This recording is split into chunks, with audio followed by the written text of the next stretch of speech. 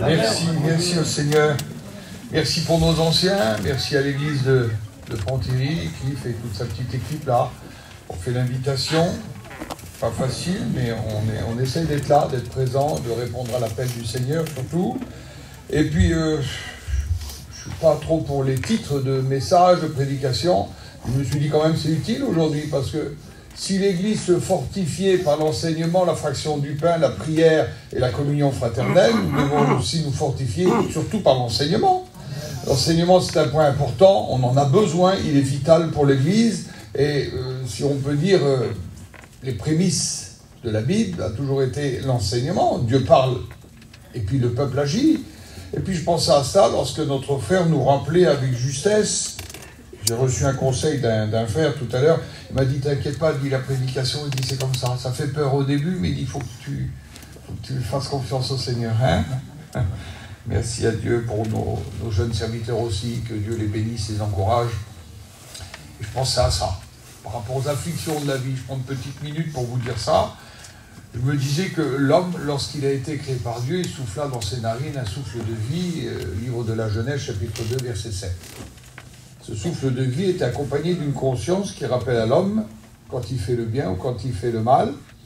Et puis aussi, après, par la désobéissance, par le biais de la désobéissance, on ne va pas faire toute une explication par rapport à cela, mais la femme a désobéi, offrant du fruit, elle a été vers le primeur du coin, elle a reçu un fruit, et elle l'a offert à Adam. Il l'a accepté, en acceptant cela, il a accepté ce qu'on appelle après, plus le fruit, on l'appelle le péché. Et à partir de là est venu quelque chose d'étrange, de bizarre. L'homme est constitué de gènes, de chair, de sang, le souffle de Dieu. Mais la gène qui a été mise dans l'homme, ce qu'on appelle aujourd'hui la génétique, n'était pas conçue pour vivre ce qu'on vit. Excusez-moi les sœurs, mais les gènes n'étaient pas conçus pour avoir des rides. C'était pas prévu. Et dans le plan de Dieu, les rides n'étaient pas prévues, elles ne devaient pas vieillir, elles devaient rester parfaites, belles, resplendissantes, on va dire comme ça. Pas de forme disgracieuse, pas de rides, pas de vieillesse, pas de larmes, rien n'était prévu. C'est spécial, et c'est pas ce qui m'inquiète le plus, comprenez-moi les sœurs, maintenant vous vieillissez, puis bon, il y en a que ça se passe bien, mais il y en a que c'est pas... Voilà. Vous avez fait des résolutions la semaine dernière, ou il y a 10 jours, là.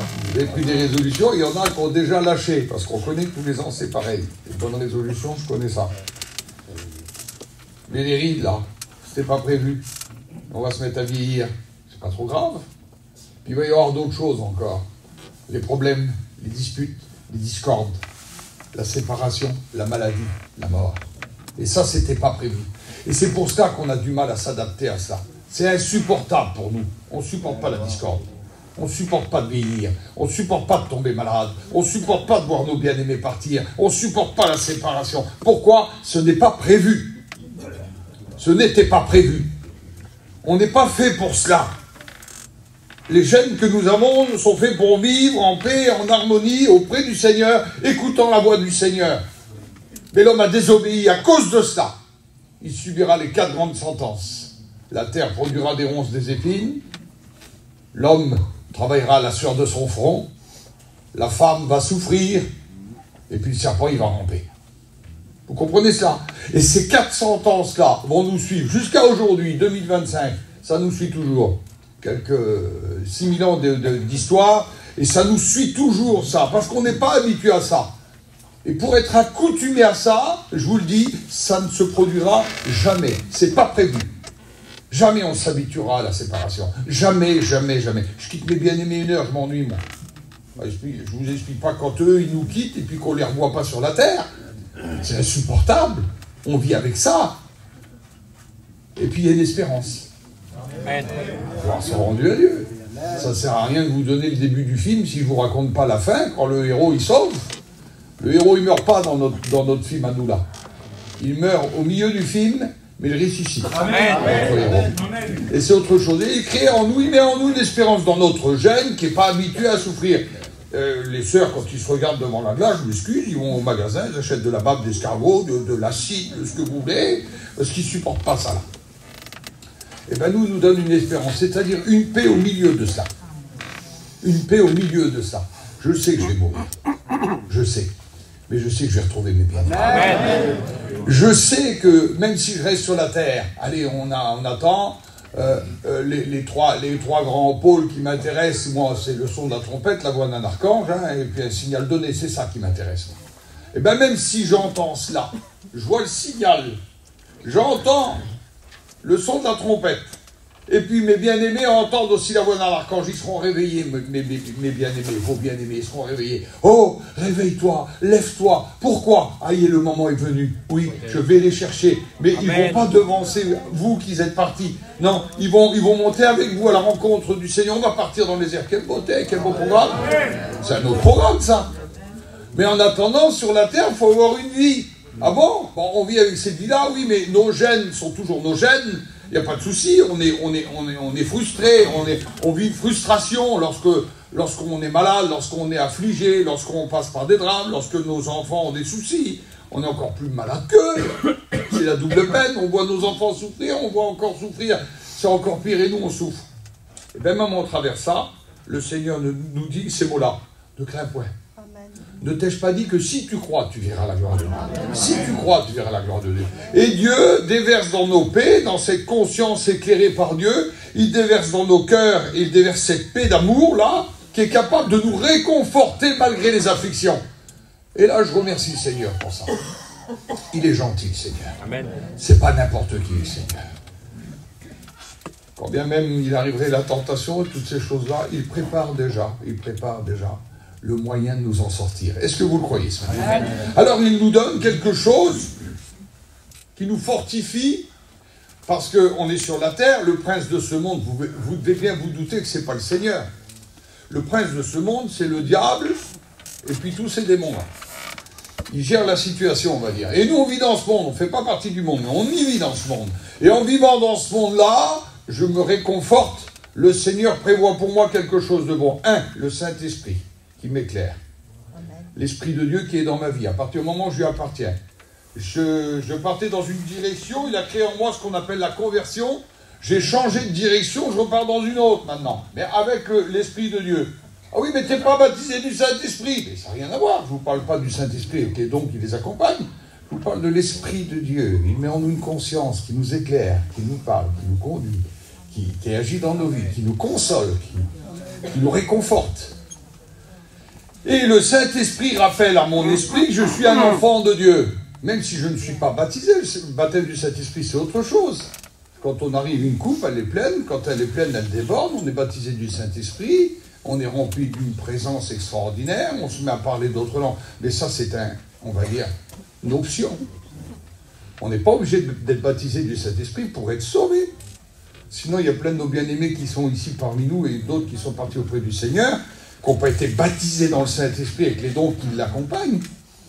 Mais ils sont sauvés, ils ne sont pas perdus pour autant, mais vous plaisantez, ça fait partie des idées préconçues et des choses des fois qu'on se dit. Alors on est accompagné par ça. Et puis on fait quelque chose, tous les dimanches matins, c'est peut-être le texte qui est le plus cité dans nos églises, on le cite au moins minimum 52 fois par an. Tous les dimanches matins, il y a un pasteur qui monte en haut sur l'estrade et qui nous rappelle des choses importantes. Comme l'apôtre Paul a pu en son temps nous le rappeler. Donc le pasteur monte derrière l'estrade et puis il s'adresse à l'assemblée et il lit ce texte du premier épître de Corinthiens, chapitre 11 et verset 23, pour ceux qui ont leur Bible. Et le pasteur s'adresse à nous, nous rappelant des faits, nous rappelant ce que l'apôtre Paul a pu dire, car j'ai reçu du Seigneur ce que je vous ai enseigné. Et il nous relate une histoire. Elle me plaît cette histoire-là.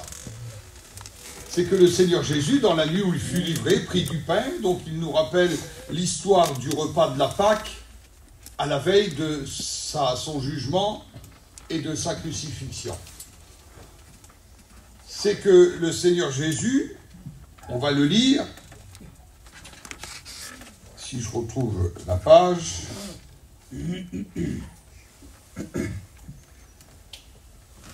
il prit du pain et après avoir rendu grâce, le rompit et dit « Ceci est mon corps qui est rompu pour vous. Faites ceci en mémoire de moi. De même, après avoir soupé, il prit la coupe et dit, cette coupe est la nouvelle alliance en mon sang, faites ceci en mémoire de moi toutes les fois que vous en boirez. Car toutes les fois que vous buvez de la coupe, vous mangez du pain, les sœurs, vous annoncez la mort du Seigneur. Mais je ne prêche pas, moi, je ne suis pas une pasteuse. Vous annoncez la mort du Seigneur. Annoncer, ce n'est pas enseigner. Donc, sans parler, sans dire un mot, mes petites sœurs, quand vous prenez le pain et le vin le dimanche matin, vous annoncez la mort du Seigneur. Pourquoi? Parce que d'autres regardent sur vous. Pourquoi elle prend le pain? Pourquoi elle prend le pain? Parce qu'elle en est digne. Quelle beauté, la dignité. Parce qu'elle discerne. Quelle beauté, le discernement. On va revenir tout à l'heure là-dessus. Donc, de même, après avoir soupé, il prit la coupe et dit, cette coupe est la nouvelle alliance. Le frère en a fait allusion dans le cantique. D'ailleurs, tout le cantique était inspiré de la parole. C'est une nouvelle alliance. Pourquoi cette nouvelle alliance? Y aurait-il une ancienne alliance? Oui. Mais bien sûr que oui.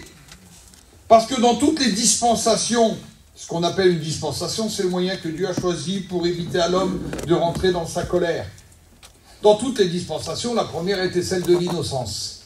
Innocent. Aujourd'hui, il n'y en a plus trop. On dit souvent innocent les mains pleines. Il y avait cette période d'innocence où Adam et Ève ont été formés, le souffle de vie a été mis en eux, c'est-à-dire une conscience, et puis cette conscience a été éclairée avec le diable, son merveilleux message. Dieu a-t-il réellement dit? Et quand le diable a annoncé ce message-là à Ève, elle a dû répondre par rapport aux éléments qu'elle avait reçus d'Adam. Et puis elle rajoute à la colère de Dieu, puis elle enlève à la colère de Dieu, à la sévérité de Dieu. Dit Dieu, il a dit, si j'y touche, je vais mourir. Alors que Dieu n'avait pas dit ça. Dieu avait dit, si tu en manges... Non, excusez-moi. Dieu avait dit, si tu en manges, tu vas mourir. Elle a dit, si j'y touche, je peux mourir. C'est autre chose. Peut-être que je vais mourir et peut-être pas. Mais c'est pas ça du tout. Dieu avait dit, si tu en manges, tu meurs. Elle a dit, si je touche de ce fruit, je peux mourir. Et elle renvoie cette information. Et le diable lui dit, mais attends, tes yeux vont s'ouvrir. Est-ce qu'il y a quelque chose de mauvais que nos yeux s'ouvrent? Normalement, non. Mais le diable, il dit, tes yeux vont s'ouvrir, tu vas devenir comme Dieu. C'est possible, oui, mais j'en mange. Et le plus beau message du diable, c'est ça, c'est de minimiser, de te dire que tu n'as pas besoin de Dieu, devenant toi-même comme Dieu. Tu n'as plus besoin du Seigneur. Et dans cette dispensation de l'innocence, ça n'a pas duré longtemps. Dès que l'homme et puis la femme vont désobéir à Dieu, l'innocence s'en va. Une conscience arrive. Une conscience, il l'avait déjà avant, mais là, une conscience qui est éclairée. Excusez-moi, elle est éclairée par le diable. Et cette conscience éclairée par le diable va leur montrer qu'ils sont nus déjà. Va leur montrer qu'ils ont besoin d'essayer de fabriquer quelque chose. Ils vont essayer de se fabriquer quelque chose, un anti-nudité, un vêtement, mais ça ne tient pas. Ils fabriquent avec des feuilles, et les feuilles, ça fane. Et le problème qu'il y a lorsque les feuilles fanent, c'est toujours à refaire, toujours à refaire, toujours à refaire. Excusez-moi de vous dire ça ce matin. Il y a plein de gens qui essayent de fabriquer leur vie pour se protéger, pour se cacher. Essayez pas, vous êtes des apprentis sorciers. Vous n'y arriverez pas. C'est toujours à refaire. C'est des choses qui fanent, des choses éphémères. Et l'homme, la femme, tente depuis plus de 6000 ans à construire sa propre carapace comme ça. Vous perdez du temps. Dieu est en train de vous dire, laisse-moi faire. Amen. Et Dieu va faire le premier sacrifice. On ne connaissait pas beaucoup ce sacrifice-là. Il va pourvoir en tuant un animal pour faire des vêtements de peau, pour recouvrir la nudité d'Adam et Ève. Premier sacrifice. Un agneau innocent, une bête innocente. Elle n'avait rien demandé, la bête, là. Elle était sacrifiée pour fabriquer des vêtements pour Adam et Ève, pour cacher leur nudité. Parce que leur conscience pourrie par le diable a commencé à voir qu'ils étaient nus. A commencé à voir. Ils se sont cachés. Quand on n'a plus de conscience, on se cache. Et beaucoup d'hommes, de femmes aujourd'hui se cachent derrière des raisonnements, derrière des idées préconçues. On se cache, on se cache, on se ment à nous-mêmes. On se ment à nous-mêmes. Et Dieu pourvoit pour l'homme une deuxième dispensation qu'on appelle la dispensation de la conscience. Ça ne suffit pas. Il y a eu la dispensation du royaume humain, c'est-à-dire que des hommes ont essayé de construire, monter jusqu'à Dieu, avec l'idée de Nimrod, de Tubalcain, tous ces gars-là bizarres, l'invention de la musique, et l'invention aussi de la polygamie, faisant croire à l'homme qu'il pouvait avoir plusieurs compagnes. Quelle erreur! Avec une, Adam est déjà tombé dans les problèmes. Imaginez-vous avec plusieurs. Vous comprenez ce que je suis en train de vous dire? Un humoriste disait d'ailleurs, si une femme ça serait bien, il y a longtemps que le diable en aurait une. Vous comprenez ça? C'est spécial. Donc l'invention de cela. Et les hommes voulant monter jusqu'à Dieu, construisant une tour pour monter jusqu'à Dieu, on va l'appeler la tour de Babel. Il va monter, puis Dieu va voir ça, il va faire en sorte que les hommes soient confus dans leur langage et dispersion sur la terre. Le royaume humain ne tient pas. Troisième dispensation. La quatrième dispensation, ce qu'on appelle la dispensation, on peut dire de la promesse. Un homme reçut une promesse. Il va quitter son pays, sa patrie, il va partir. Il s'appelle Abraham, et il part pour trouver un moyen de sauver les hommes. Oh, il va y avoir très peu de salut à cette époque-là. L'histoire de Sodome et Gomorrhe, la petite famille, le neveu, l'autre, enfin bref, on mélange un petit peu. Et puis cette dispensation de la promesse, il dit à Abraham, il dit, tu auras la postérité comme les étoiles du ciel, et tu auras la postérité comme le sable de la mer. On ne peut pas faire plus prospère que ça. Des milliards et des milliards et des milliards. Et puis ça va se produire comme ça, parce que nous sommes tous en quelque sorte des fils d'Abraham. Et ça ne suffit pas. Vous ne vous rendez pas compte combien que Dieu met en œuvre des moyens pour sortir l'homme de son problème, mais il ne s'en sort pas. Parce que l'homme est résolu, il est dur. Il ne veut pas comprendre, lui. On peut lui expliquer 52 fois par an. J'ai reçu du Seigneur ce que je vous ai enseigné. Le moyen de pouvoir obtenir une bénédiction, en fin de compte. De pouvoir marcher, c'est de prendre le pain, de prendre le vin. Non pas comme du pain, comme du vin. Prendre le pain et prendre le vin, qui est le symbole du corps et du sang du Seigneur, versé pour nous au bois de la croix. Donc Dieu, ça ne marche pas avec la promesse. Donc Dieu établit une nouvelle loi. Une loi, la dispensation par la loi. C'est quoi la loi? Les commandements, oui, et puis l'idée de verser du sang innocent. Alors on le voit très bien sur la photo, là, vous voyez la porte d'entrée, et à peu près au milieu, il y a un carré. On l'appelle l'autel des sacrifices. Et l'autel des sacrifices, les sacrificateurs prenaient les animaux emmenés par le peuple, les égorgeaient, récupéraient le sang. On ne le voit pas bien parce que l'image allait loin quand même. Et sur les quatre coins de l'autel, il y avait des cornes. Et le sang était répandu sur les cornes. Les cornes, c'est l'idée de la prière. Et la prière, par le sang du sacrifice, montait jusqu'à Dieu, comme un parfum agréable. Dieu sentait le sacrifice, il le trouvait bon et il le couvrait. Couvert, pas ôté. Couvert. Et de temps en temps, le souverain sacrificateur, ou bien même Moïse, rentrait dans l'arche, dans la tente, dans le tabernacle. Lorsqu'il rentrait dans le tabernacle, il y avait là le sacrificateur avec les 12 pierres sur le thorax, là, qui représentaient les 12 tribus d'Israël. Sur la droite, il y avait la table des pains de proposition. En face, il y avait le petit autel des parfums. On faisait brûler des parfums. Et puis, il y avait là le chandelier. Il n'y avait pas besoin de lumière. La présence de Dieu éclairait cet endroit-là. Mais le chandelier, et puis plus loin, on voyait un gros rideau épais. Et derrière ce rideau, on rentrait dans ce qu'on appelait le lieu très saint. Seul le souverain sacrificateur pouvait y rentrer. Quand on rentrait dans le lieu très saint, on voyait là une chose extraordinaire devant nous. On voyait l'arche d'alliance. C'était à peu près de cette grandeur-là. 70 sur 1 mètre, je ne sais pas, à peu près, mais un peu plus bas certainement. Et sur cette arche d'alliance, il y avait une représentation de 2 anges aux ailes déployées. Ils avaient les ailes déployées. Et Moïse rentrait dans cet endroit-là et versait aussi le sang sur les 4 cornes. Et il se mettait en dessous, il intercédait pour le peuple. C'était la loi. Il fallait que le sang coule. Il fallait qu'elle soit élevée. Et ce sang crée une alliance entre Dieu et les hommes. Moïse avait même à sa cheville, et Aaron, ils avaient même une chaîne, parce que personne ne pouvait rentrer dans cet endroit-là. Dieu régnait, Dieu était là, c'était la présence de Dieu. Et celui qui avait un petit défaut, ne serait-ce qu'un grain de beauté, une cicatrice, quelque chose qui n'allait pas. Pour ça, je vous dis, Moïse, quel homme. Non, pas beaucoup d'hommes comme Moïse. Aucun défaut. Aucun défaut corporel. Il lui a même poussé des cornes. Symbole de la prière, tellement il était en relation avec Dieu. C'est spécial, on n'a pas le temps ce matin. Il avait une chaîne au pied au cas où il serait tombé par rapport à un défaut quelconque, personne ne pouvait aller le chercher. Donc il fallait tirer sur la chaîne. Il avait des clochettes en bas de sa robe. Et le peuple, quand il rentrait, donnait le sacrifice. Lorsqu'il rentrait pour déverser le sacrifice à Dieu, il avait un bol avec du sang comme ça dans ses mains. Et il marchait, et lorsqu'il marchait, au pied de sa robe, il y avait des clochettes. Et on écoutait les clochettes.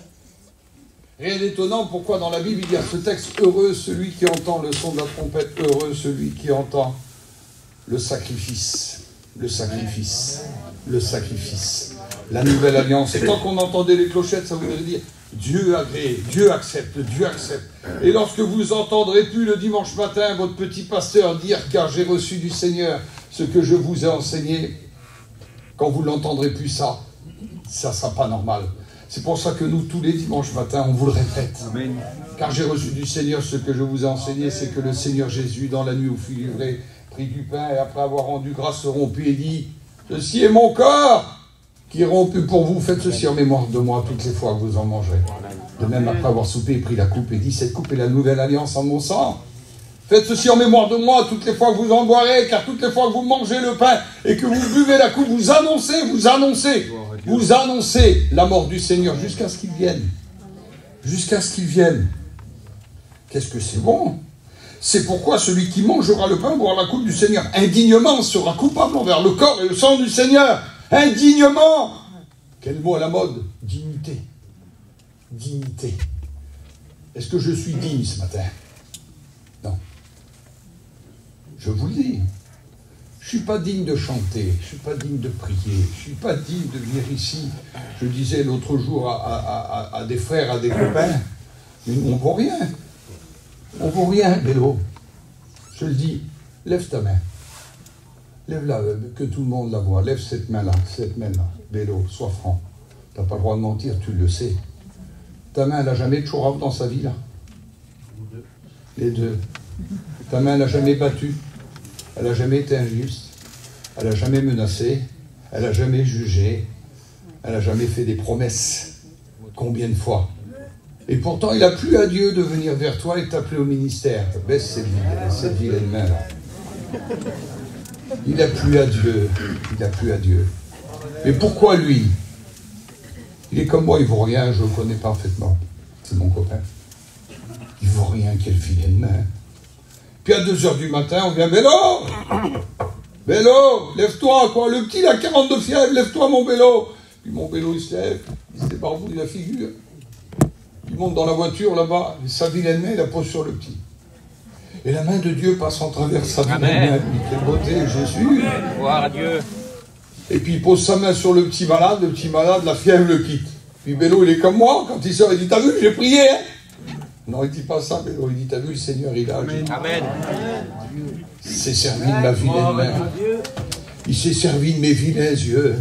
Il s'est servi de ma vilaine bouche pour annoncer la parole de Dieu. Il a plu à Dieu, il a plu à Dieu. Dans cette dispensation merveilleuse, une alliance avait été créée. Dieu regardait le sang et Dieu acceptait le sang, il acceptait la prière. Par le sang, une alliance. Et puis Jésus vient annoncer une nouvelle alliance. Parce qu'après la dispensation de la loi, vient l'avant-dernière dispensation, puisque la dernière ne nous concerne pas, nous. Mais l'avant-dernière dispensation est celle qu'on appelle la dispensation de la grâce. Le cadeau immérité, pas mérité, mais obtenu quand même. Mais comment? Par la grâce. Ça s'appelle comme ça, par la grâce, par la grâce, par la grâce. Et dans cette dispensation de la grâce, il y a une parenthèse entre la fin de la loi et le début de la grâce, cette parenthèse, la vie de Jésus. Ça vous intéresse? Amen. Les vieux, fermez les oreilles. Les vieux, ouvrez vos oreilles. Les vieux, vous les fermez bien fort. Les jeunes, vous les ouvrez bien fort. Luc, chapitre 2, il nous est dit, Jésus, l'enfant Jésus, il était soumis à sa mère. Il croissait en sagesse, en droiture, devant Dieu et devant les hommes. Pas de défaut, Jésus. Quel copain. Quel copain, Jésus. Jésus, à 12 ans, à 13 ans, il ne se battait pas, lui. Il allait égliser dans le temple. Les hommes étaient subjugués par son savoir. Quelle connaissance! C'est pas possible, le petit là, je le connais. C'est pas le fils de Joseph, le charpentier. Oui, mais il y a certainement autre chose derrière. Et quand il parlait, subjugué par son savoir. Et quand Jésus sort de là, lorsqu'il arrive vers ses parents, il dit, mais pourquoi vous inquiétez? Ne vous ai-je pas dit qu'il faut que je m'occupe des affaires de mon père? Et il dit ça à Joseph, celui qui l'a élevé. On n'entend plus parler de Joseph.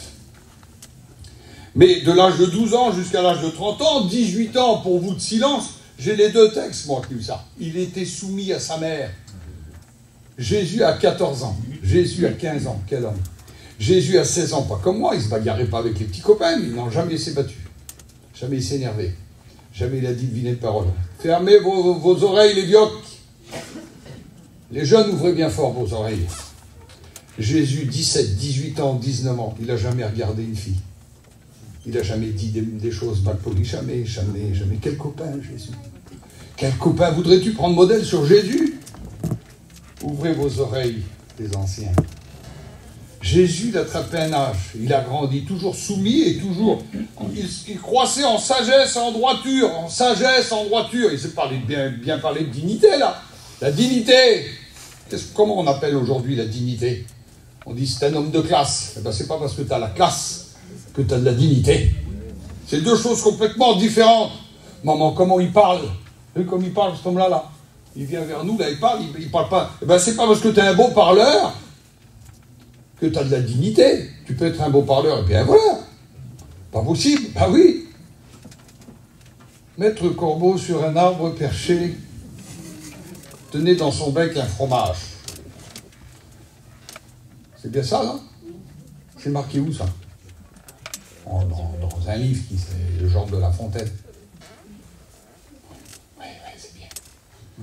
Maître Renard, par l'odeur alléchée, lui teinte à peu près son langage. Maître Renard, il a de la dignité, c'est un renard. Il n'y a pas de renard à Ponthierry, bien connu. Eh, bonjour! Que vous êtes joli, que vous êtes beau. Oh, si votre ramage, si vous chantez, se rapporte à votre plumage, à votre habit, vous êtes le phénix du hôte de ces bois. Le corbeau a ses mots, il se sent plus de joie. Ah! Il est content, le charade, lui, on crame. Il ouvre un large bec et laisse tomber sa proie. Le renard s'en saisit et lui dit, monsieur le corbeau, apprenez que tout flatteur vit aux dépens de celui qui l'écoute. Cette leçon vaut bien un fromage, sans doute. Le corbeau, honteux et confus, jura, mais un peu tard, on ne l'y prendrait plus. On se fait rouler parfois, par les beaux mots, par les belles paroles. Eh bien, lui, c'était un rouleur. Il roulait le corbeau pour y prendre son fromage. Vous comprenez ça? Alors, c'est enfantin ce que je vous dis là. Ben, c'est pourtant la vérité, ce qu'on a aujourd'hui. Dignité n'a rien à voir avec langage, dignité n'a rien à voir avec votre costume, avec tout ce que vous pouvez avoir. Dignité, ça vient du cœur. Amen. Et nous ne sommes pas dignes d'origine. Dieu ne nous a pas créés avec une dignité. Si on aurait été créé avec une dignité, eh ben, ça voudrait dire qu'il n'y avait plus rien à faire. On est des autodidactes, nous sommes dépendants de Dieu. S'il n'y a pas Dieu, on est mort. Dans tous les sens du terme. Dieu nous a donné à être dignes, même en travers tous les problèmes.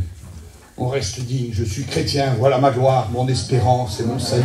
Je suis chrétien, je suis chrétien. Nos frères ont appris ce cantique bien avant moi, je n'étais pas au monde. Je suis chrétien, et ma dignité à moi, c'est d'être appelé enfant de Dieu, mais ma dignité à moi, c'est garder. On dit souvent, on explique souvent aux étudiants, celui qui aspire à la charge d'évêque, il doit faire ça, il doit faire ça, il doit faire ça, il doit faire ça, enfin bref, on leur donne une vingtaine de conditions là. Ça c'est bien. Mais ça c'est un Timothée, mais 2 Timothée, c'est celui qui veut garder cette charge-là. Eh bien il doit aussi faire ça, faire ça, faire ça, faire ça. Ah bon? Ça fait 35, 36, je ne me rappelle plus, 36 ans que je sers le Seigneur. Mais c'est pas de servir le Seigneur, c'est pas important d'avoir été à l'école biblique, avoir appris trois études et puis être prédicateur. C'est pas ça, mais je veux garder ça, ce que j'ai reçu du Seigneur. Ah bon? Oui, et l'apôtre Paul nous rappelle ça, car j'ai reçu du Seigneur ce que je vous ai enseigné. Pas possible? L'apôtre Paul enseigne ce qu'il a reçu. Soyez prudents, il y a des margoulins aujourd'hui. Margoulins, je ne sais pas comment on peut dire ce mot-là, margoulin. Il y a des bizarres, des gars bizarres, hein, ils tournent un petit peu. Mais ils annoncent des choses qui ne sont pas dans la Bible. Contrôlées par rapport à la parole de Dieu. Amen. Arrêtons d'être des moutons de panurge, suivant aveuglément ce qu'on nous dit. Je ne suis pas moi. Je m'excuse mon frère. Amen. Tu dis ce que tu veux, je veux le contrôler par rapport à la Bible. Amen. Alors là, on est des forts. Amen. Et puis il y a les prophéties. Il y a Sœur Ginette, 11h41. Mon enfant! Il faut que je me mette au garde à vous, moi. Ben, je m'excuse. C'est moi qui parle ce matin. Ah, c'est pas possible, ma nièce. Je pourrais t'appeler par ton nom. Ben, vas-y. Je ne me mets pas au garde à vous. Pourquoi? La Bible nous dit qu'il faut examiner toutes choses. Les prophéties, il faut les examiner. Si c'est de Dieu, ça tient. Si tu racontes n'importe quoi à la prophétie, il y a un manque de dignité. Eh bien moi je vous dis, moi je ne suis pas un grand serviteur de Dieu, je ne suis pas un grand pasteur, mais moi j'essaye de lire. Je vous ai donné combien de textes depuis ce matin? Pas de texte. Je vous dis à peu près, mais je sais que c'est marqué dans la Bible. Je ne connais pas tout, mais je sais que c'est marqué dans la Bible. Et là, quand je lis, je m'aperçois quelque chose. C'est pour ça, celui qui mange ou du pain ou boit de la coupe du Seigneur indignement, sera coupable. Envers qui? Envers nos frères anciens? Non. Ah bon? Ouf. Oui, non, tu seras coupable envers le corps et le sang du Seigneur. Ah bon? Oui, parce que tu prends indignement. C'est quoi prendre indignement? C'est pour ça que je préfère un gars qui prend pas. Un gars qui vient vers moi, qui dit, mon cousin, moi les choses de Dieu, j'ai été élevé dedans, j'ai grandi dedans, j'étais petit, je connais tout par cœur, mon bon frère d'amour. Mais pour l'instant, voilà, c'est pas que je suis incrédule complètement, mais je peux pas, c'est trop dur pour moi. Eh ben, je préfère un gars comme ça, en vérité. C'est mon copain, celui-là. Parce qu'il est franc, il est digne dans sa chose, il est digne. Que celui qui vient dit, Seigneur, tu vois cette coupe, Seigneur, tu vois ce pain, la daterie, la didadra. Et puis c'est pas vrai en lui-même. On appelle ça un faucheton. Et la Bible, elle appelle ça un indigne. Moi, je veux être digne. À quoi me servirait de mentir à mon frère ancien, mes frères anciens? Je vais vous mentir à vous, mes frères, moi. Et puis je remporte quoi? Quelle médaille je remporte, moi? Mais quand je vous mens à vous, je mens à Dieu. Quand je prends indignement le pain et le vin, je suis pas digne. Et je viens à la réunion pour que tout le monde me voie et maman. Mais il est tombé, lui-là. Mais non, je l'ai vu dimanche, il était à la réunion. Il a même donné son billet de 5 balles, il les a deux, je l'ai vu. Mais c'est pas pour ça que t'es digne. Avant de mettre la main dans la corbeille, il va te réconcilier, là. La dignité, c'est ça. C'est de prendre le pain et le vin sans être digne. C'est-à-dire, je prends le vin avec mon mensonge, je prends le pain avec ma jalousie, je prends le pain avec ma colère. Oui, mais moi, je me mets... Non, mais tu te mets en colère, t'as des colères qui sont pas normales, t'as pas le droit devant Dieu. Ah bon? T'es jaloux. T'es jaloux? Oui, t'es jaloux. Mais non, je suis pas jaloux, moi, ma femme, j'ai confiance en elle. Je parle pas de cette jalousie-là, il n'y a pas que la jalousie-là. La jalousie-là, tu respectes ta femme, c'est normal, elle est respectable. Mais si tu as des doutes sur le comportement de ta compagne, mais tu es jaloux, c'est pas de Dieu, tu n'es pas digne, mon frère. Ah bon? Il n'y a pas que cette jalousie-là, oui, parce qu'il a pris la nouvelle voiture comme ça, là, eh ben, moi je voudrais bien avoir la même, hein. Puis t'as vu, s'il fait ça, s'il a acheté la voiture, c'est parce qu'il fait ça, il a mis une tuile sur la maison parce qu'il... T'es jaloux sur les biens des autres. T'es pas digne. Ah bon? Oui, t'es pas digne. Tu te moques d'un malheureux. Tu te moques d'un malheureux. T'es pas digne. On se moque pas des malheureux. Ah bon? Non, tu te lèves et tu vas les aider. Ben oui, mon frère. Seigneur, bénis Tintin là-bas, toi, il n'a pas à manger à midi. Lève-toi, donne-y la moitié de ta marmite. Là, tu seras digne. Arrête avec tes prières faussées. La dignité, c'est ça. Dans ton langage, digne. Ta façon de t'habiller, digne. Je ne vous parle pas de mettre des costumes de Grand Prix, je vous parle d'être habillé dignement. Dignement. Je ne veux pas dire aux sœurs, aujourd'hui, il ne faut pas vous maquiller, il ne faut pas mettre des jupes courtes. Ça serait indécent de ma part de vous dire ça. Heureusement que vous le savez. Bon, des fois, on néglige. Indignement, c'est d'avoir des excès. Des excès dans mon langage, des excès dans mon comportement, des excès dans mon travail, des excès dans ma façon de faire, des excès dans ma façon de boire, des excès dans ma façon de manger. Je ne vous parle pas des excès de table, c'est autre chose. Les excès de table, c'est aller rendre pour pouvoir remanger encore plus, pour pas grossir. Ça s'appelle la boulimie, c'est autre chose. Ça, c'est une maladie psychomotrice. Je vous parle des excès. Si je bois 5 verres de vin et qu'à la fin du repas, je ne suis pas bien. Quand je dis pas bien, mais avant, on en buvait 30, buvait 50 bières avant. Ben là, tu n'es pas digne dans ton comportement de parlement. Avant, on s'en moque. Tu étais un pourri. Tu étais privé de la gloire de Dieu. Tu étais un pécheur. Chacun suivait sa propre route. Mais il a plu à Dieu de se faire connaître en nous envoyant son Fils bien-aimé. Là, je suis digne parce que je l'accepte. Amen. Et c'est ce que je veux ce matin. Retrouver la dignité perdue pour certains. Mais ici, il y a des dignes au milieu de nous, c'est bien connu. Ou trouver la dignité. Trouver la dignité, c'est de marcher dans un protocole de vie chrétienne, enfant de Dieu. Et la Bible nous dit, celui qui prend sans discerner, sans discernement, C'est quoi le discernement? La dignité, aïe, on passe là-dessus, on va passer à autre chose. Sans discerner le corps et le sang du Seigneur. C'est quoi? Sans discerner. Je prends du vin, je prends du pain. Et ça s'arrête là. Excuse, tu perds ton temps ce matin. Non, je veux prendre en discernant. C'est quoi discerner? Seigneur, je prends ce pain-là. Et quand je prends ce pain-là, ça représente, je discerne, ça représente ton corps qui a été meurtri. Et avant, et sur le bois de la croix, ton corps a été meurtri. Je prends ce matin. Pourquoi? Pour prendre des forces. Ah oui. C'est un symbole? Oui. C'est un porte-bonheur? Non. C'est pas un porte-bonheur. Ah bon? Je prends la Sainte Seine, je suis sauvé? Non. Je connais plein de gens qui prennent la Sainte Seine et qui ne seront pas sauvés. Et je connais des gens qui ne la prennent pas et qui seront sauvés. Ah, Manif, c'est exagère, là, tu vas fort. Là. Ben, prenez un prisonnier. Il est en prison, il a pris 15 ans, il n'a pas le culte pendant 15 ans, il ne prend pas le pain et le vin dans la prison. Comment il fait? Il est perdu, il est sauvé s'il a accepté le Seigneur, ce gars-là. Oh! Ben, c'est pas la Sainte Seine qui va le sauver. C'est la résolution qu'il a prise dans son cœur de devenir digne. Allez, t'es venu ce matin ici. T'es venu ce matin ici, t'es pas baptisé. Oui. Donc, tu prends pas la Sainte Seine ce matin. Non. Mais ce matin, tu réfléchis, tu dis la dignité, la dignité. Moi, je voudrais devenir digne. Oui. Comment faut faire? Ben, faut te faire baptiser. Ah bon? Quand tu te feras baptiser, tu vas rentrer dans l'église locale. Ah bon? Et quand je rentre dans l'église locale, je peux prendre le pain et le vin le dimanche matin. Bon, ça va se faire quand, ça? Ben, je vais aller trouver les frères responsables, ici, là. Roland et toute son équipe, là. Tu veux me baptiser? On va te suivre un petit peu avant, hein? Non, Roland, tu les suis quand même un petit peu. On va te poser 2-3 questions. Et si réellement tu veux, oui, on va te baptiser dans une semaine, dans 10 jours, dans 1 mois, j'en sais rien. Oui, et après, tu prendras le pain et le vin. Oui, mais pendant 1 mois, si le Seigneur revient, j'ai perdu, alors. Oh! Oui, mais la Bible dit, celui qui croira et qui sera baptisé sera sauvé. Je te chambre un peu. Oui, mais celui qui croira et qui sera baptisé. Prenez l'exemple encore. Un gars, il est en prison, il ne peut pas se baptiser. Parce que dans les prisons, les baptistères, on ne les rentre pas comme ça. Il donne son cœur au Seigneur. Il accepte Jésus comme son sauveur personnel et maître. Il consent de le suivre dans les bons comme dans les mauvais jours. Oui, mais il sort dans 3 mois, le garçon-là.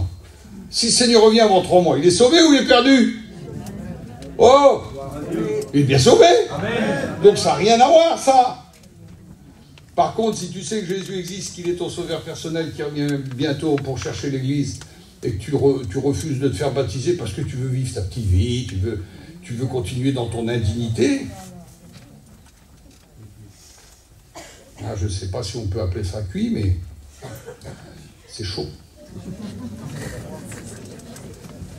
Je ne suis pas ici pour venir vous passer de la pommade, mes frères et sœurs, comprenez-moi, j'ai passé le temps, puis je suis très fatigué en ce moment, très très fatigué, mais je continue à faire mes petites missions par la grâce du Seigneur.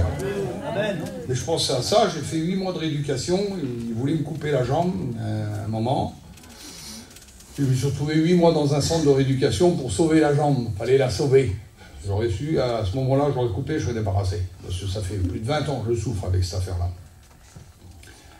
Et le Montero, là, le kiné des Girondins de Bordeaux, puisque ça s'est passé à Bordeaux, me dit, monsieur, je vais vous donner une kiné.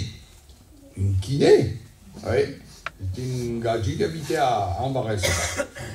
Ben, j'ai dit, je voudrais bien la voir. Elle arrive, mon bon sauveur, là, moi. Elle devait faire 1m10, quoi, vous casser, quoi. Elle était épaisse comme ça. Je dis, c'est quoi ça? Elle dit, c'est la kiné qui va vous... Je faisais 140 kilos et plus. Je dis, elle va faire quoi, la kiné, là?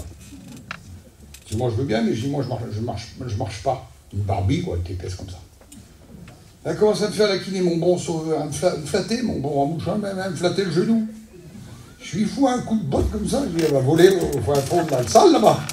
Emmenez-moi un monsieur, un kiné informe, il fait des bons massages. Ça fait mal, hein? Ça fait mal, oui ou non? Bah alors, la rééducation, là. Quand il m'a chopé dans les mains, le monsieur, on aurait dit un petit bébé dans ses mains. Et puis, vas-y, il m'a réparé ma jambe. Je dis pas amen, je dis, c'est bien. On parle de jambes. On parle de kiné. Il faut être prudent, les copains. Il m'a réparé ma jambe, le monsieur, là. Quel homme! Comprenez?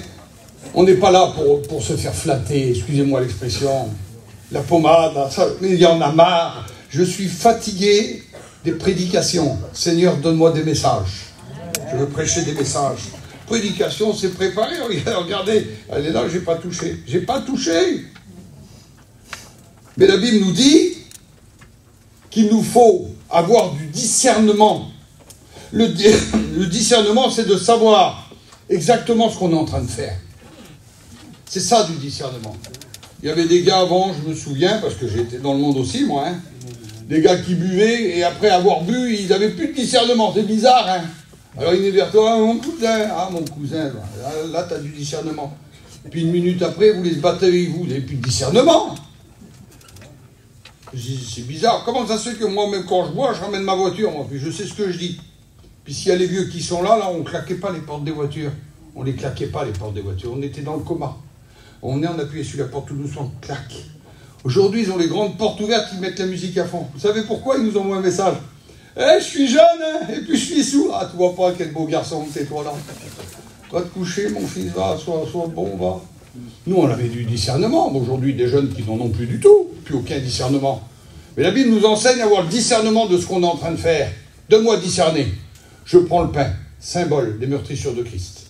Je prends le sang, symbole de son sang versé. 7 endroits de son corps, ses 2 mains, ses 2 pieds, son front, son côté, son dos. Quelle beauté, Seigneur, ce matin. Je discerne. Je discerne les meurtrissures. Ah bon, c'est pas pourquoi il faut que je discerne? Écoutez voir ce qu'il est dit. Alors, il ne faut pas que je perde le fil, parce que... Ah oui, regarde, mais voilà, ça n'a plus rien à voir. C'est pourquoi celui qui mangera le pain ou boira la coupe du Seigneur indignement sera coupable envers le corps du Seigneur. Que chacun donc s'éprouve soi-même. C'est quoi s'éprouver? Mes frères, est-ce que quelqu'un pourrait m'aider? S'éprouver, c'est quoi? Les vices. C'est quoi s'éprouver? Alors tu l'as écouté. Combien d'années tu prends la Sainte-Seine, mon gros loup, toi? Combien d'années que tu prends la Sainte-Seine, Lévis? 18 ans? Et le mot éprouver, ça t'a jamais... Non? Comment on fait pour éprouver un pont? Construire un pont tout neuf. Le pont, il est prévu pour porter 5000 tonnes. Comment on fait pour l'éprouver? On met des gros camions remplis de pierres dessus, on fait descendre les gradés pour pas que des fois le pont il casse, et on l'éprouve avec 6000 tonnes, 7000 tonnes, donc on en met plus qu'il n'en faut. Écoutez voir, que chacun donc s'éprouve soi-même. Soi-même. Mais nous on attend d'être éprouvé par l'autre. Et Samuel, viens m'éprouver, Samuel. Viens m'éprouver, viens me dire ce qu'il faut que je fasse. Mais tu sais ce qu'il faut faire quand tu prends le pain et le vin le dimanche matin. Amen. Que chacun donc s'éprouve soi-même. Je m'excuse, j'ai plus besoin de Roland, mais j'ai plus besoin des pasteurs, les copains qui sont là. J'ai plus besoin de vous, les frères. Mon ancien Gershom, qui m'a donné un bon conseil tout à l'heure, là. J'ai plus besoin de toi. Pour que tu me dises le dimanche matin, comment je prends la Sainte-Seine. Je me suis pris la tête avec elle. Avant de partir. C'est toujours avant de partir, de toute façon. J'arrive ici, je suis dans un état de colère pas normal. Seigneur, bénis-moi. Mais non! Demande pardon au Seigneur. Amen. Seigneur, tu connais mon caractère, moi t'as vu, je suis bizarre, Seigneur Jésus. Je sais que je vais recommencer peut-être, mais pour l'instant, je te demande humblement pardon. J'ai fauté, j'ai péché, j'ai pas été bien, je m'éprouve. Donc le poids là, je me le mets sur moi, je m'éprouve, pour savoir si je suis encore solide pour aller plus loin. Le Seigneur, il est bon dans sa grâce, dans sa bonté, dans sa miséricorde. Il sait me pardonner, Car celui qui mange et boit sans discerner le corps du Seigneur mange et boit un jugement. Il parlait de jugement, de condamnation et de coupable. Est-ce que tu peux mourir? Ah, il y en a qui se posent la question. C'est pour cela qu'il y a beaucoup d'infirmes et de malades. Et qu'un grand nombre sont morts. Ah, j'ai peur, hein. T'as peur aussi, Roland? C'est pour ça qu'il y a beaucoup de malades et des infirmes. Moi, je boite des 2 jambes, des 2 pieds. Donc, si je suis infirme, ça se trouve, j'ai fait des boulettes, moi. Oui ou non? Si je tombe malade demain, c'est peut-être que j'ai fait des boulettes. Mais si je meurs demain, ah ben tiens, il est mort. Mais je m'en doutais. Je te l'avais dit, tiens. Parce que là, tu as le discernement, là. Idiot. Vous vous rendez pas compte? Je sais pas si c'est... T'as prévu un parking pour les ambulances, toi, ici, là? Non. Ben, c'est dommage. Parce que si réellement, je prends la Sainte Seine, indignement, je tombe malade, sans discernement spécial, je vous promets, tous les dimanches matins, il y a 3 ambulances devant la porte. Et le pire, c'est devant la porte de mon église, il y a 3 ambulances aussi. Si c'est pas le corbillard. Vous avez déjà vu tomber quelqu'un au moment qu'il prenait le pain ou le vin c'est déjà arrivé. Mais c'est extrêmement rare. Ça ne serait pas marqué dans les actes des apôtres? Non. Indignement. Prendre indignement, tu tombes malade. Prendre indignement, un grand nombre sont morts. C'est pour ça? Mais non. Ou sinon, dans les conventions, là, vous savez combien d'ambulances il y aurait dans le grand chapiteau dans les conventions, là? C'est même pas la peine. Corbillard, là, Caton, Corbillard, là, funéraire. Il y en aurait 10, 20 des camions. C'est les morts spirituelles. Il y a beaucoup d'infirmes. Ah bon? Il y en a qui boitent tellement, ils ont les oreilles rayées, tellement qu'ils boitent. Il y a un grand nombre qui sont infirmes. Il y en a un grand nombre qui sont malades. Il y en a un grand nombre qui sont morts, parce qu'ils prennent indignement. Mais comment on va réparer? On peut réparer. Ah bon? Quand? Ce matin? Ah bon? Au moment de la Sainte Seine? Non, tout de suite. Prendre des bonnes résolutions. Parce que tu es animé toujours d'une part d'innocence, toujours animé d'une part de conscience, tu es animé d'une promesse, tu es animé de la loi. Si tu crois en l'ancienne alliance, tu crois en la nouvelle, mais le pire, il est venu.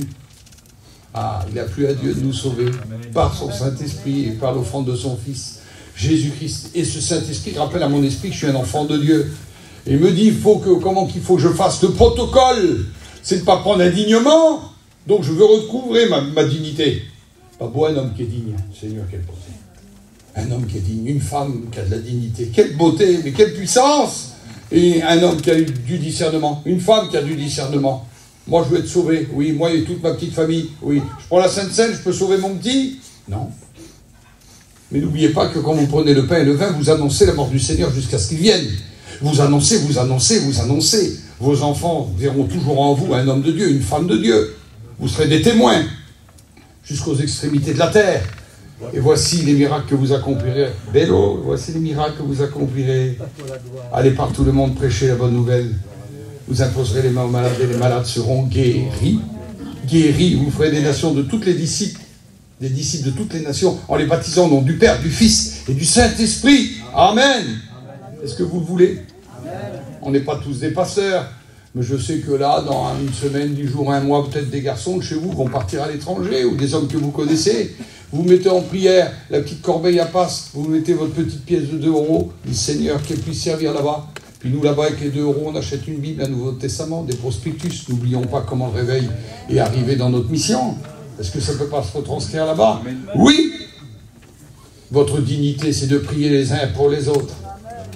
D'avoir de l'amour les uns pour les autres. D'avoir de la compassion les uns pour les autres. Ne pas regarder l'autre en disant « Ah, t'as vu, lui? C'est un inconverti, lui. C'est un perdu. Pourquoi il y a longtemps que t'es sauvé, toi? Pour qui tu te prends? La dignité de dire « Ça, c'est mon ami. Il a besoin de trouver la grâce du Seigneur. Et je vais prier pour lui. Et puis, je ne peux pas l'abandonner. Pourquoi? Parce que moi, avant, j'étais comme lui. Ma conscience, j'avais la même que lui. Elle n'était pas éclairée. Et aujourd'hui, Dieu il est venu me chercher à moi. Gloire à Dieu. Maintenant, Seigneur, fais-le pour lui. Fais-le pour lui aussi. Tu regardes les autres avec dédain, mais pour qui tu te prends? Sauvé de la dernière heure. Tu viens de rencontrer Jésus. Ah, moi, non, héros. Ça fait 15 ans. Ah, tu vois pas, 15 ans? C'est rien. Lui, il peut donner son cœur à Dieu ce matin. Et puis, il aura la même place que toi. Pas possible. Moi, je te connais avant, hein, mais non, c'est pas comme ça que ça marche. La dignité, c'est de dire oui. La dignité, c'est de lui appartenir. Mais quand nous sommes jugés, si nous nous jugions nous-mêmes, nous ne serions pas jugés, nous dit le texte. Je finis, je ne vous embête pas. Si nous nous jugions nous-mêmes, nous ne serions pas jugés. On se regarde, nous, puis on se dit, maman, quel homme que t'es, comment tu prêches bien, comment... C'est pas ça. Et puis si je me juge moi-même, Moukav, c'est chi, hein, le fameux mot Moukav, c'est chi. Je crois que c'est vrai avec ça, j'ai tout effacé, j'efface tous les péchés avec ce mot Moukav, Moukav. Bah oui, hein. Je ne peux plus faire ça. Le cousin Maria qui dit ça souvent, Moukav. Francky, son mot Moukav.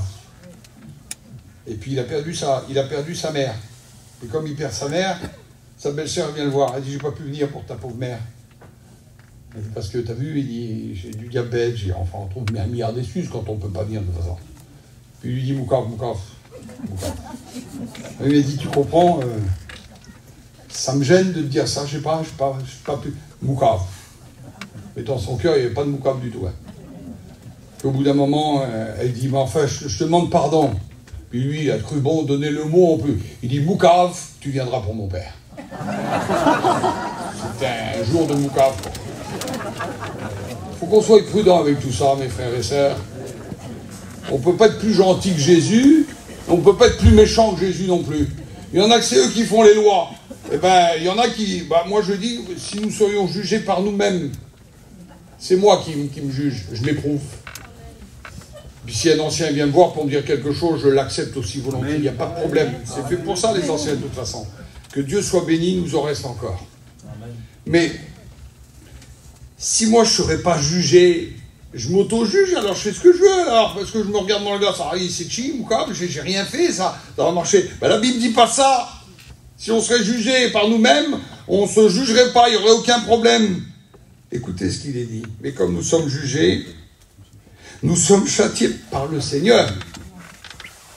Alors je dis souvent le Seigneur, mon bon Jésus, ils sont pas gentils, les claques du Seigneur. Mon bon Seigneur.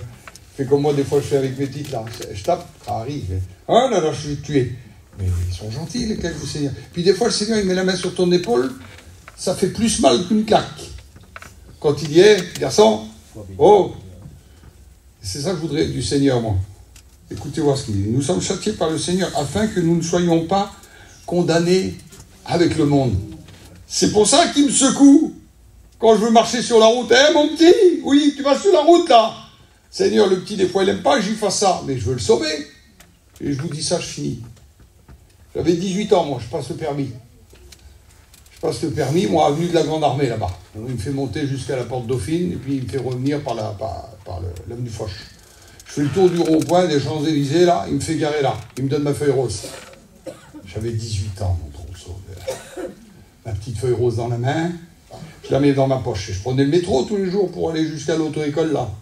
Là, j'ai dit, je prends pas le métro. On restait sur les grands boulevards, nous. On était boulevard Bonne Nouvelle, à rue de l'Échiquier, pas loin du gymnase.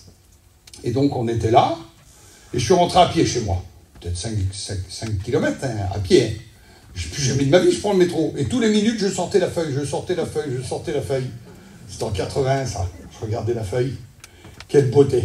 Puis j'arrive à mon père. Mon père dit, « Aïe, tu l'as eu ?»« Ah oui, je l'ai eu le permis. »« C'est bien, mon fils. Tu veux une voiture, alors ?»« Oui, mon père. »« Tu veux quoi comme voiture ?» En 80, c'était quoi la plus moderne des voitures? C'est qui se rappelle? Golf. Une Golf GTI. Mon père, il dit, ouais, c'est ça, ouais. Golf GTI. On va regarder après-midi, mon fils. Quand mon vieux disait ça, j'étais obligé d'écouter. Oui, mon père. L'après-midi, je vois devant la porte, là, une Austin. Une Austin. Mais une vilaine Austin d'occasion, une vieille Austin. Il dit, tiens, c'est pour toi, mon fils. Je dis, m'aime pas? Si, il m'aimait. Il m'aimait. Mais on ne peut pas faire plus grand. Il l'a dit, le frère, tout à l'heure, le plus grand amour, c'est un père pour son fils. Il m'aimait, mais s'il me met une Golf dans les mains ce jour-là, là, je suis plus là depuis très longtemps. Donc il m'a mis une vieille guimbarde. Je passais la 3e, la voiture, là, c'est comment? Un nuage de fumée derrière. Une vieille auto, je passais pas le 80 avec. Il m'aimait. Il voulait pas que je me tue. Et si le Seigneur nous châtie, c'est pas pour nous juger, comme on serait jugé pour nous... Non, il veut nous aimer. Il veut nous extraire du problème. Donc il nous parle, il nous relève, il nous console par son Saint-Esprit. Il envoie des serviteurs. Ainsi, mes frères, mes sœurs sont avec, hein, pas de souci. Lorsque vous réunissez pour le repas, attendez-vous les uns les autres. Si quelqu'un a faim, qu'il mange chez lui. S'il ne s'est pas décerné, il mange un bout de pain, il prend du vin. Ben fais-le chez toi, ça. Non, mais celui qui veut être béni ce matin, Amen. tu vas prendre le pain Amen. et tu vas prendre le vin. Pense que voilà, ma prédication, elle est là, et puis je la ferme. On va prier le Seigneur. On va demander la grâce du Seigneur. La seule fois que Dieu nous bénisse ce matin, de moi discerner